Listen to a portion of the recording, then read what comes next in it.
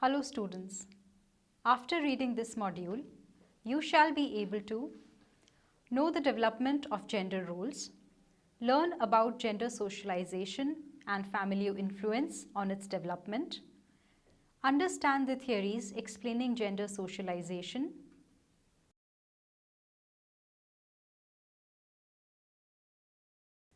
dividing people into groups is a cognitive process that appears to be inevitable in human beings. These groups can be divided on the basis of age, race, religion, caste, nationality, and many other variables. However, the division which is most common is the division of people on the basis of their gender. When we meet a new person, we instantly determine their gender. And this process of dividing people on the basis of their gender is habitual as well as automatic. It is almost unimaginable to inhibit humans' inclination to see their surroundings and hence the world in parts, gender being the most important variable to make this division. When we observe the world in two parts, that is males and females, we are likely to believe all males similar, all females similar, and the groups of males and females being distinct from each other. Actually, the male and female characteristics are overlapping. However, unfortunately, this gender categorization does create a false distinction between men and women and passes on gender roles which get difficult to alter in the course of time. Social and behavioral norms, which are usually considered suitable for either a man or a woman in a social or an interpersonal relationship by a particular society, are called gender roles. The perception of gender roles also includes personality traits, actions, and attitudes related to a particular gender in the given culture. Gender roles are preponderantly viewed in a familial perspective and within a society as well, and they are together stated as gender stereotypes. As we know, the basis of gender roles is culture. Although most of the cultures report just two genders, others report more. Example, androgyny is suggested as a third gender in some cultures. Some other cultures do even assert they have observed more than 5 genders, and few non-Western cultures maintain that they have 3 genders, male, female, and transgender. And the gender roles, when expressed, are known as gender expression, and they are seen as an external expression of a person's gender identity, which is determined by feminine, masculine, or gender-varying or gender-neutral behavior, body characteristics, clothing, and hairstyles. Gender stereotypes for males and females. Stereotypes represent the shaped understanding of traditions, myths, thoughts, religions, and sciences of a particular society. With this knowledge, stereotypes or beliefs about a certain group are developed. Social psychologists believe stereotypes are just a component of a person's social knowledge. According to this knowledge, stereotypes have an effect on individual social behavior. Stereotype behavior can be associated to the process of how the stereotype was acquired, communicated, and distorted. This depicts a person's socialization process too. Individuals' culture influences stereotypes by information obtained from indirect sources such as parents, teachers, peer groups, political and religious leaders, and the mass media. To understand stereotyping, one must be acquainted with the definition of a stereotype. Stereotypes are schemas which represent how an individual perceives other people, especially those outside his or her group. What the individual believes to be standard is related to who he or she is socializing with, who are usually his or her friends, and social system. Gender stereotypes are associated to cognitive processes as there are different expectations as to how a man or a woman should behave, and these traditional gender roles serve to maintain gender stereotypes. For example, men are thought as being assertive, independent, aggressive, adventurous, and task-oriented, whereas women are believed to be more gentle, dependent, sensitive, emotional, and people-oriented. But obviously, every man doesn't have the power and can arrogantly dominate women. In reality, a lot of men are dominated by the system of the society. Also, women are provided with few advantages and protected in some ways that men can't enjoy. Clearly, each gender has and uses power in some ways and is becoming more equal, but clearly they aren't equal yet. Dissociating gender wholly from all personality traits is the latest proposition given as a solution to this problem.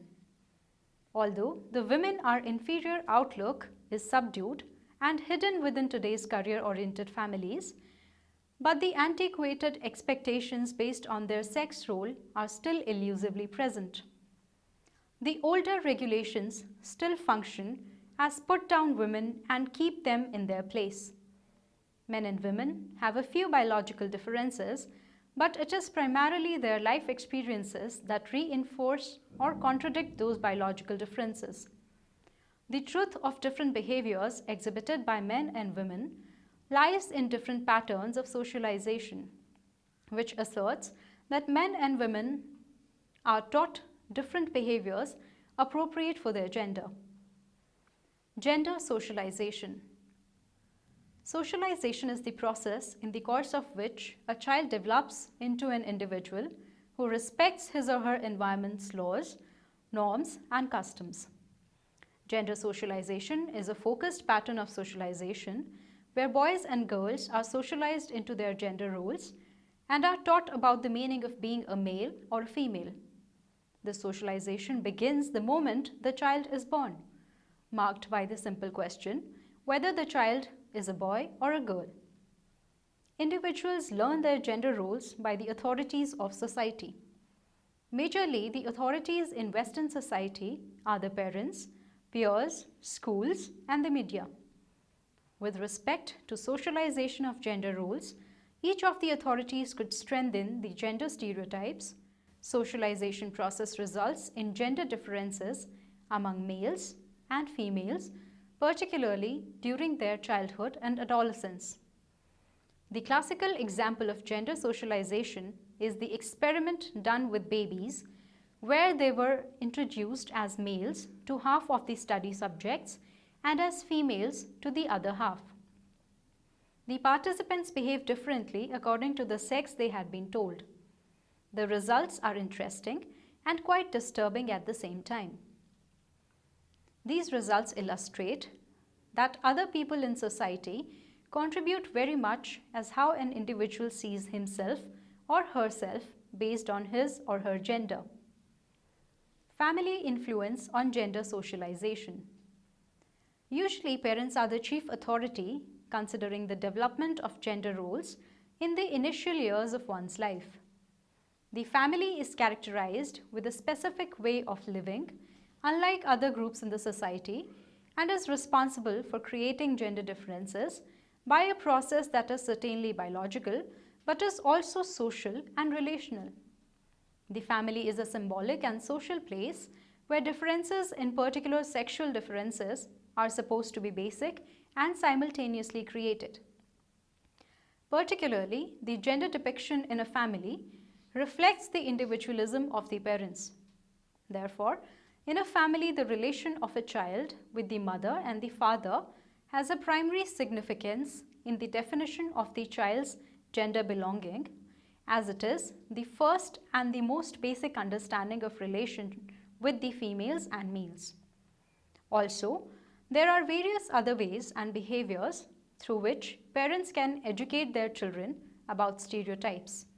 The manner of dressing up their child, the manner of setting their child's room, the playthings given to their child, and their own behavior and attitudes.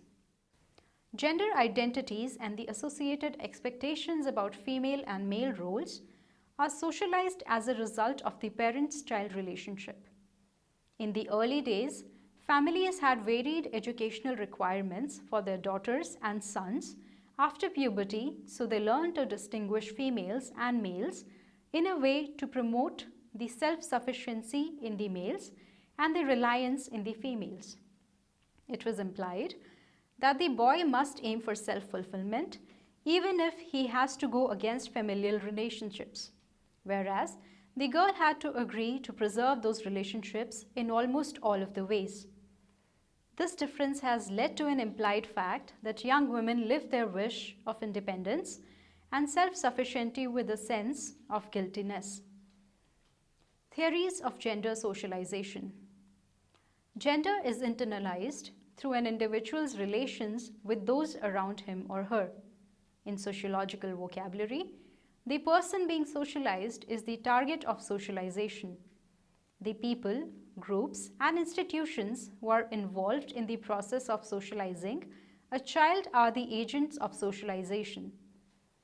All theories of gender socialization have the same opinion that communication with the society is the fundamental method by which socialization takes place.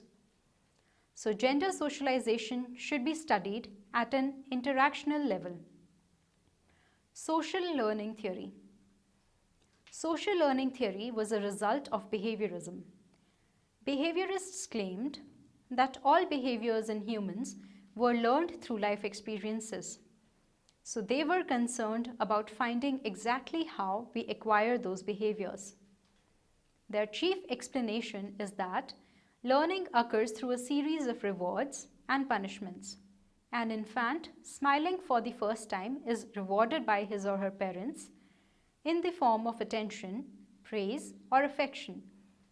The first smile is rewarded, and therefore there are chances that the infant will try to smile once more in the near future. When a child drops his plate of food or breaks a toy, he or she may not be scolded, but he is also not receiving any reward. This is basically how individuals learn according to social learning theory, through selective rewarding, withholding rewards, or punishing behaviors. Social learning theorists have also keyed out particular sex-type behaviors when a behavior is anticipated more and hence seen as apt when executed by one sex, but less anticipated and hence seen as inapt when executed by the other gender, is a sex-type behavior. According to social learning theorists, socialization of gender occurs when children are rewarded for indulging in gender-type behavior which is consistent with their allocated gender category. The typical illustration is weeping. On weeping or crying, it is more likely that a girl will be comforted while a boy will be scolded and taught that boys don't cry. Hence, crying is a gender-type behavior, and gender socialization occurs with these kinds of interactions. Cognitive development theory. Piaget emphasized on the stages of child's cognitive development. This theory of child development brought a new perspective to gender socialization, which is generally called cognitive development theory. This perspective attempts to describe the process used by children for developing gender identity as well as the ability to gender type themselves and others, and this is learned as they develop through a series of fixed, discrete developmental stages. Throughout the stages, there is an emphasis on how a child actively develops a perspective of gender and based on this knowledge, then actively socializes him or her instead of being passive object of socialization. The first stage occurs in early childhood, that is 2.5 to 3 years of age, when children attain gender identity. In this first stage, Children should be capable of accurately identifying their own gender and identifying the gender of others around them too. According to the theory, children have acquired gender stability by the age of 5 years, which is the next stage.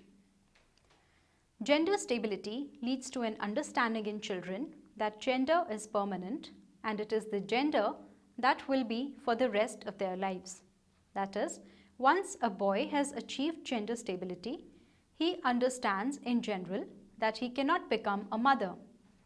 The final phase, according to the theory, is gender constancy, which is not attained until the age of 7 years. With the understanding of gender constancy, children build up the complex understanding that a man dressed as a woman, that is wearing a woman's clothes, makeup or a wig, is still essentially a male. This concept makes the child understand that changes in physical appearance of an individual do not alter their underlying gender category. Up until the final stage, a child's perceptive of gender is narrow and is based on very tangible rules. Example, girls play with dolls and boys play with toy trucks or cars. Gender schema theory. Gender schema theory was developed by Sandra Byrne. She critiqued cognitive development theory because she felt that it didn't provide explanations regarding why children socialize themselves on the basis of their gender particularly. Byrne questioned how the category of gender and not other available categories like race, religion, or culture were the ordering principle of the identities of children. She noted that in cognitive development theory, children appear to mostly socialize themselves in the lack of any external societal force to act in a gender stereotyped manner. Hence, her gender schema theory attempts to rectify this deviation from the external pressures important to social learning theory by determining a balance between the two theories. The central concept in this theory is schemas, which Byrne in 1983 defined as a cognitive structure and network of associations that helps to organize an individual's perception of the world. According to gender schema theory, schemas are helping to systematize received and perceptions from the environment. They serve a sort of classifying and organizing function. They also determine the way people search for and understand info and also which type of info they incorporate into their thinking process. Schemas also take into account the complicated ways in which the information is interconnected, as the info regarding mother may also be connected to woman, female, nurturer, caretaker, and many others. The presence of this information in schemas then decides the definite method in which people experience their surroundings. That is, if there is a schema about mothers which includes the mentioned characteristics, so one might be more heedful to mothers who are consistent with all these qualities and become less probable to recognize the mothers who do not. Schemas also become lenses that shape the way in which people see their world. So gender schemas are cognitive structures that allow people to arrange certain features and actions into groups of male and female, and next build a range of other connections with those groups. Like schemas, gender schemas also gradually lead to shape the ways in which people perceive the world around them through the lenses of gender. Gender schema theory poses that rather than rose-colored glasses, we all live with gendered colored glasses that lead us to see the world in some very specifically gendered ways. Primary gender socialization. Primary gender socialization is basically the first process of acquiring and behaviors, customs, and traditions of the society or the group that an individual belongs to in infancy and childhood, and it is communicated through the primary groups to which he or she belongs. Primary groups are defined as having enduring and unspecialized and intimate relations among small groups who generally spend ample of time together.